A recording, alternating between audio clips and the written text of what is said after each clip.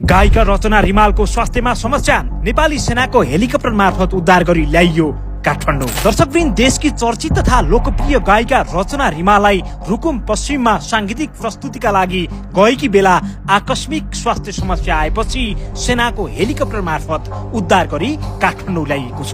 रिमाल रुकुम पश्चिमको सानीभेरी गाउँपालिका स्थित बेल टापुमा सञ्चालन भइरहेको सांगीतिक महोत्सवमा आफ्नो प्रस्तुति दिन गएकी थिइन्। कार्यक्रममा प्रस्तुति दिनु अघि अचानक उनको पेटमा गम्भीर दुखाइ सुरु भएको बताइएको छ। स्वास्थ्य अवस्था जटिल बन्दै गएपछि आयोजक पक्ष र स्थानीय प्रशासनको समन्वयमा उनलाई तत्काल नेपाली सेनाको हेलिकप्टर मार्फत उद्धार गरेर नेपालगञ्ज लगिएको थियो। सुर्खेतबाट मगाइएको सेनाको हेलिकप्टरले उनलाई नेपालगञ्ज स्थित एक अस्पतालमा पुर्याएको थियो। नेपालगञ्जमा प्रारम्भिक उपचारपछि चिकित्सकको सल्लाह अनुसार मंगलबार बिहान उनलाई थप उपचारका लागि काठमाडौँ ल्याइएको हो।